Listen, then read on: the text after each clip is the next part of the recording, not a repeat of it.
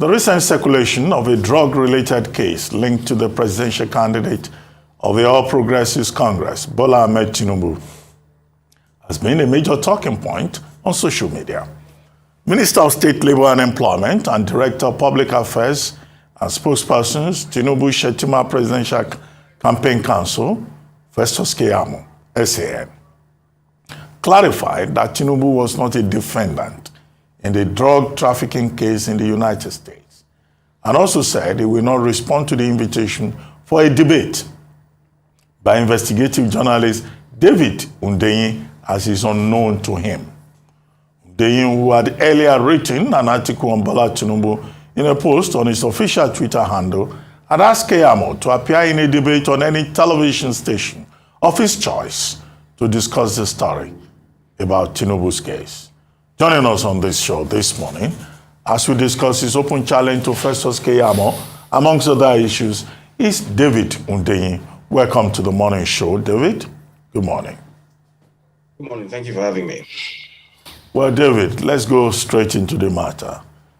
You had invited Festus Keyamo to come and have a debate with you on this issue of the eligibility of the presidential candidate of the APC within the purview of Section 137 of the 1999 Constitution. And he says you are unknown to him. Okay? What really are the facts of this matter, and what is your interest in it? Well, the facts of the matter are clearly contained in the documents, which I'm sure most Nigerians who follow the news cycle would have seen by now. And for any who haven't read those documents, what I would recommend is that you don't have to take my word or anybody else's word for it. Go read those documents. It might be a bit bulky, but sit down for 30 minutes and you get through it. What the facts established in those documents are unimpeachable, and it's written in very clear language in black and white that Bola Ahmed Tinubu was involved in heroin trafficking. For a fact, it's stated clearly in the documents that the investigating agents in the US who came from the IRS and the FBI stated that they had probable cause to believe that over $1.4 million of funds found in his accounts were the proceeds of heroin trafficking. The drug traffickers who were responsible for generating these funds were also named. And if you read those documents, he acknowledged his relationship to those drug traffickers who went by the name of Abiodun Agbele and Muiz Adegboyega Akonde.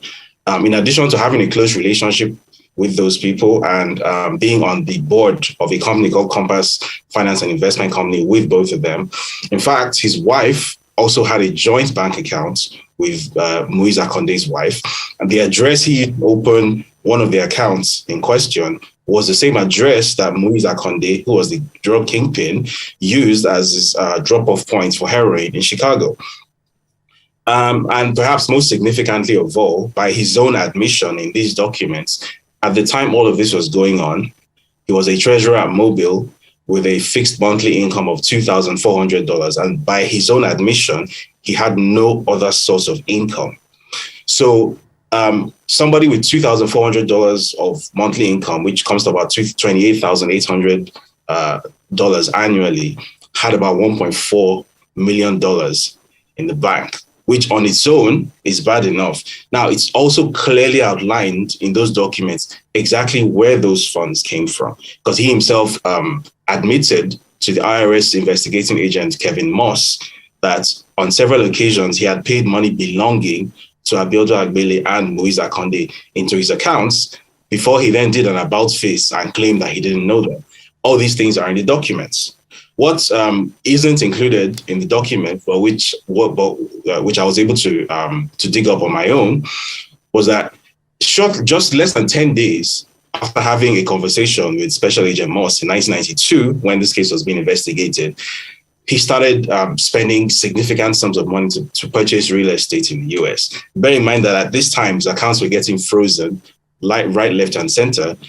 And he chose that time to start purchasing real estate, which obviously raises the question that, was he trying to hide money from the investigators by parking it in real estate. So again, for anyone who hasn't read the documents, it's difficult to sort of summarize 51 pages in a few minutes. So I'd sort of recommend that everyone should really take time out to read these documents. I consider that to be a sort of like basic requirement for citizenship at this point, for being a good citizen, that somebody who wants to be your president, who has this sort of antecedents, and it's in the public domain, it's publicly available now, people should read this thing and not just sort of go off of what some people have said about it. You don't have to take my word for it or Festus Keyamo's word or anybody's word, right? These things are written in English. So people should just honestly read this document and then reach their own conclusions about the type of personality who is aiming to become president next year.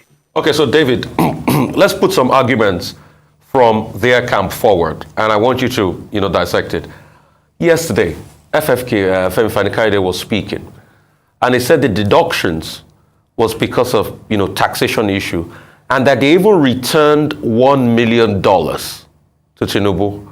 Can you put your clarity on that for us?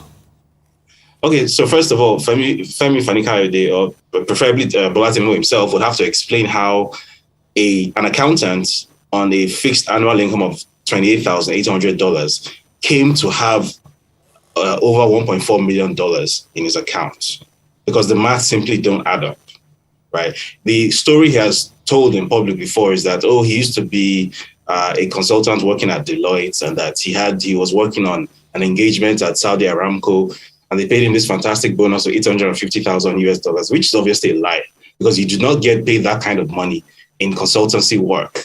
Anyone who has worked in consultancy work would know that. I have worked in consultancy work. You don't make that kind of money, even if you are a partner, even an equity partner doesn't make that kind of money. But then, just to confirm this, we took the extraordinary step of hiring a private investigator in Chicago who retained a law firm that actually subpoenaed Deloitte LLP. That, okay, please provide records of this person. We want to see proof of this guy's employment and his staff payment details to corroborate the story. And as you saw yesterday, I put out the response that we got. Deloitte basically said, we do not know this guy. That has never worked for us before. So Femi Fani-Kayode needs to explain exactly how it is that if somebody is owing $460,000 in tax, apparently, on an income of $28,800 per annum, the maths are not adding up.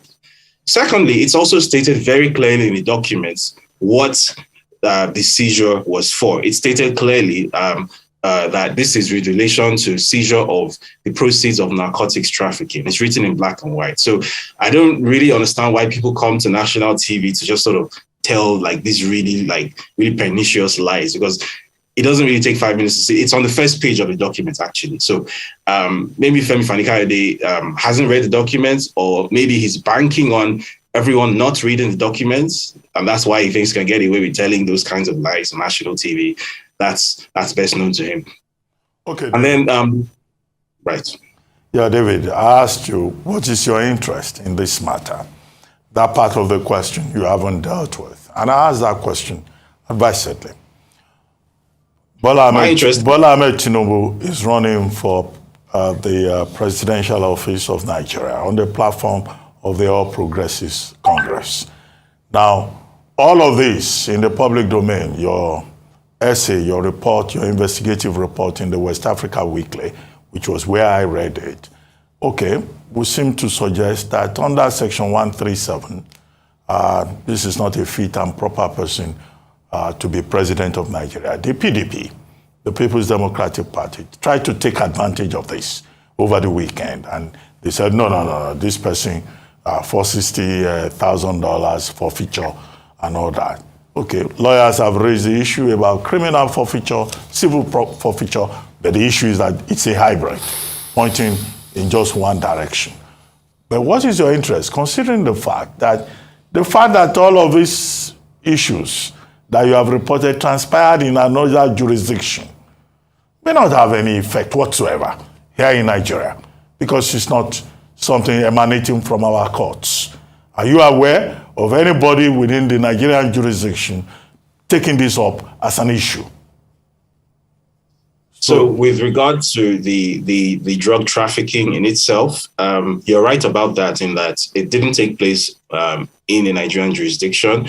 So as a legal issue, strictly speaking, in Nigeria, it's non-existent because it took place in the US. So on the basis of that, it's going to be very difficult to make this a legal issue. However, there are ancillary issues which I know for a fact are being taken up now. Probably either later today or before the end of the week, this is going to emerge. So I guess I have the privilege of breaking this on national TV. I happen to know for a fact that a lawyer who is based in the FCT is actually taking up some of these issues independently. He has filed a criminal complaint, which should have been actually served on Bola Tinubu yesterday. If it wasn't served yesterday, it should be served today. And these issues are with regard to the fact that he has essentially committed perjury on his INEC EC9 declaration. So some of the documents submitted were falsified. Some of the claims he made, such as having claimed to have been employed at Deloitte LLP, are manifestly false. We've gone to the extraordinary extent of obtaining subpoenas for his purported former workplaces, his former schools, Richard J. Daley College, Chicago State University, and there are all sorts of discrepancies, right? And this person has submitted falsified documents to INEC, and those are on his INEC 9 declaration. So this issue is actually being taken up by this lawyer.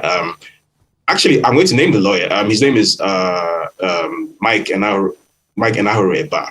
So this action should have been served yesterday, but if it wasn't served yesterday, it's going to be served today. So I know for a fact that this is being taken up. Now, I don't know whether any political parties in Nigeria are actually taking this up, or whether, as you said, some of them are just trying to sort of jump on the bandwagon and take advantage of it. But I know that independent people who are lawyers and who are active in the civil society space are actually taking this up. And on a personal level, my own interest in this issue is that, first of all, as a journalist, I think I would not be doing my job if I'm aware that this, which could possibly be the biggest scandal in Nigeria's history, that someone who used to be part of a drug ring is in the running to become Nigeria's president.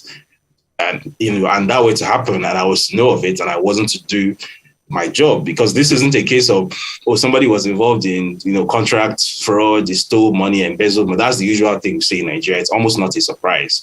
This is a whole new level, and especially being that so many of us now live in a diaspora, and on a day-to-day basis, we have to deal with the reality of being guilty by association. Once the word Nigeria is mentioned, it's difficult to describe the amount of damage it will do to us.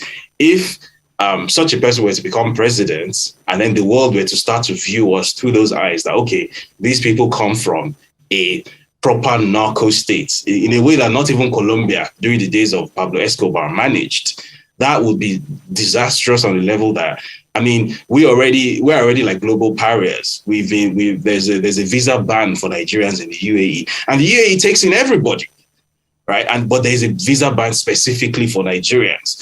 Wherever we go in the world, we get profiled, you get pulled aside at the airports. Once they see your green passport, you're already guilty. So this will just make it so many orders of magnitudes worse. And I think it would be a severe dereliction of duty if there was something that I or any journalist with the means could do about it, and they didn't do anything. Okay. David, just a quick one. The UAE slammed visa ban on citizens of Nigeria, Ghana, and 17 other African countries. So, it was across board in Africa. Yeah.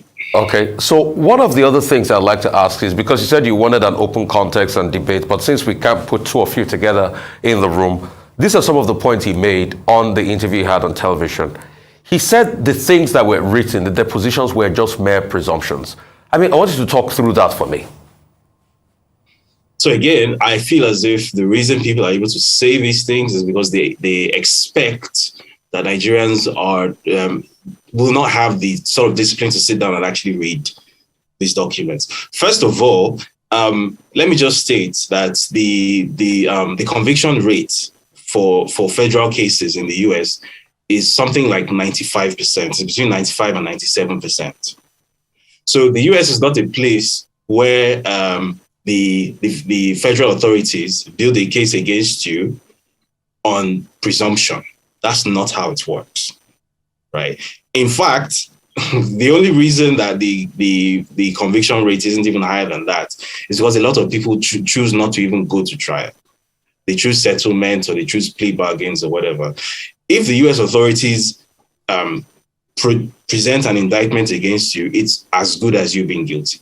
So let's be clear about that first of all. Then secondly, if you actually read the documents, it wasn't as if somebody was making educated guesses that I believe that this money came from this place. No, everything was outlined in very granular detail. Details of wire transfers, and then by Tinubu's own admission, which he gave to Special Agent Moss, the testimony he gave to Special Agent Moss, he admitted by himself that some of these funds came from these people whose only source of income was heroin trafficking. So I feel as if the reason people like Festus Keyamo have been able to sort of get away with telling those kinds of lies in the public domain is that most Nigerians simply haven't read this document. And I cannot stress this enough, that reading is like gaining your freedom, right? You don't have to be a lawyer to be able to just read something in English and understand what it means. People like Keyamo expect you to not do that. They expect you to lack the mental discipline and rigor required to do that. But I promise it's not that difficult. These things are written in black and white, right? So this idea that, first of all, okay, it was tax. It wasn't a drug forfeiture. And then, it was presumption. That's complete nonsense. That's not what these case files state at all. And people would know that if they actually read the case files. So you don't have to take my word for it. Again, please find these case files and read them. Okay, David, your piece is titled Bola Ahmed Tinubu from drug lord to presidential candidate, right? Even Yes. from the title, the direction of the piece is well known. And you started it by saying the 1990s were crazy. And you ended by saying the 1990s were crazy, but the 2020s are even crazier, okay? Yes. Am I correct? Right? Yes. Evidence that I've read the piece. But, with those statements, all of this, to what effect? Because even with the way you started the piece, the way you ended it, it's obvious that you don't even believe that this will have any effect. INEC has said we are not investigating the man. The EFCC is not interested in the matter. And it's an old story. It came up when he became governor in Lagos State, when he got his second term. So there are people who say, well, this is familiar story. If you go into politics, be prepared to hear the story of how your father impregnated your mother. Is this what we're dealing with here? Are you also skeptical that this is of no effect? So the point of doing this story wasn't really to get some sort of response from INEC or the authorities, because we know there's a good chance it's not going to happen. The point of this was to speak directly to the Nigerian electorate, to those who are going to vote next year. Unfortunately, I'm not going to be able to vote because I'm not going to be in Nigeria and diasporans can't vote. But for those who are going to be able to vote, that they should be suitably informed about this character who wants to be their president, because coming from the situation we are coming from in 2015, the accepted narrative now is that people didn't know. I still beg to disagree, but the accepted narrative now is that people didn't know. People didn't have information. People didn't know the kinds of people they were dealing with at the time. So, but now I think, at this time in the information age that we live in now, at a time when statistically most Nigerians have a smartphone, most Nigerians have high-speed, cheap internet access, I think there is no excuse now for people not being armed with the information that they need to make better choices, right? I obviously have a political preference, which I have not been shy to express. But the point of this isn't even to campaign for a particular candidate, but it's to say that, look, whatever choice you are going to make is okay. But this one thing, there has to be a red line somewhere. There has to be a line that you can't cross, that, okay, I can deal with certain levels of baggage, but this person or this level of baggage is too much for me. this is far too much of it. Like, this person is not fit to be my president. This is not mere controversy. This is not mere political gimmickry and gamesmanship. This is an actual existential threat to me as a citizen. So that was the purpose of doing this story, to speak directly to Nigerian voters that, look, now you have this information put in front of you. It's up to you to decide what to do with it. And that, incidentally, was also why I chose to make the decision to do this story in visual format as well. Even though that, it's very expensive and it's very time consuming. And obviously I found my own work myself, so it's not an easy thing to do. But I just feel like, look, let it be on record that this information was out there. So whatever choices that Nigerians make in February next year, there will be no excuse like there was in 2015. Okay, so I mean, you talked about the fact that you have political affiliation. Some people will probably ask, is it because of your political affiliation? What's the case? That's number one. Secondly, the name of the former IGP, Tafa Balogun, was mentioned in all of this trail. And I want you to explain that angle, for us. The fact that, okay, this was pushed in the early 2000s, Tafa Balogun responded, something happened. Explain all of that angle to us.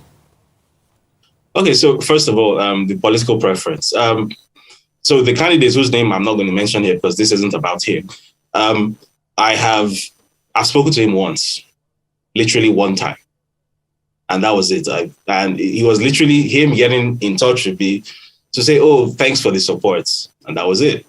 I don't I wish that there was more of a relationship there, but there just isn't. And obviously for ethical purposes, there really can't be, because obviously based on the experiences we had from 2015, we've seen what happens when you sort of cross the line from being a journalist and to being an out and out political activist, and how that can destroy your career and make you lose credibility. I'm not trying to do that to myself.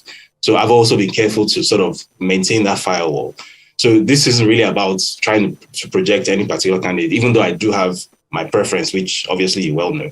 Now, the second point that you mentioned, which was the purported document originating from the US consulate, which was addressed to Tafa Balogun in 2003. I think this is probably one of the more important points in this conversation, because it illustrates the extent to which people are clever by half. Now, what was requested, the information that was requested from the US consulate at the time was that, has Bola Ahmed Tinubu been convicted of criminal activity in the US? Is there a record of a criminal conviction for Bola Ahmed Tinubu in the US? So obviously the response that came back was, no, there's no record of a criminal conviction for Bola Ahmed Tinubu in the US. So think of it as, I bought a car from a car dealer, right? Now, let's say the car I bought was a Honda Accord. Now, you go send a letter to the car dealer to ask the car dealer, did David Hundeyin buy a Mercedes-Benz from you? And then the car dealer responds, David Hundeyin didn't buy a Mercedes-Benz from me. And then you now take that to town and say, this is evidence that David Hundeyin didn't buy a car from that car dealer. That's what this is. Because the question is not, is there a criminal conviction? The question is, was there criminal activity that was linked credibly to Bola Ahmed Tinubu in the US? Is there some sort of indictment? And yes, there is. Whether you call it a civil indictment, whether you call it a criminal indictment, there was some sort of criminal activity that was linked to this character in the US. Okay, let me further that, oh, sorry, Dr. Bati. No, go ahead. Okay, let me further that by quickly asking. So the US Embassy coming to say that the records were clean, didn't they check their records on ground to see probably all of this that you have pointed out and that was also in circulation? Was that the case? Yes, but they will obviously have seen it. But as I said, the specific information that was asked of them was, is there a criminal conviction? So they are not going to say, no, there's no criminal conviction, but there is this. No, they're just going to give you exactly what you asked for.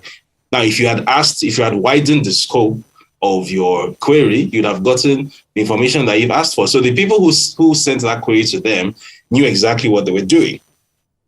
Okay, David, quickly, before we wrap this up. One, I think it's important that we're not asking you to vote on international television, since, you are in the diaspora. But it's important for you to explain to us who that your preferred candidate is. Because, in all of this, context is important. And we're in the season of propaganda, and propaganda can be selective. If you really have a candidate, I think you should be courageous enough to say, this is my candidate. This is the person that I support. Otherwise, after this interview, you will see all kinds of things being promoted by social media bandits. That's number one. Number two, you are known. You have a reputation as an investigative journalist. So you have done this with regard to Bola Ahmed Tinubu. You say the people have the right to know. Okay, people in the information space will understand that. People really have the right to know. But are you going to do the same investigation with other presidential candidates? Because people will say, oh, some of these other presidential candidates too have their own excessive baggage. Are you also pursuing the people's right to know? Investigate, say, for instance, Atiku Abubakar. Investigate, say, for instance, Kwankwaso. Investigate, say, for instance, Peter Obi. As briefly as possible. So first of all, my choice of candidate, which I have never made any sort of secret of, is Peter Obi of the Labour Party. So that's for starters. And I owe no apologies for that.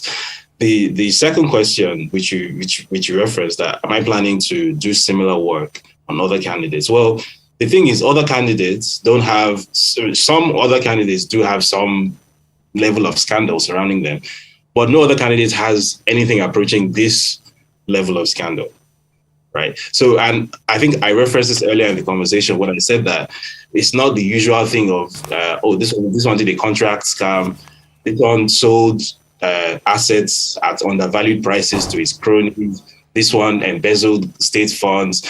Those are corruption issues, and they are serious, and they should be taken seriously.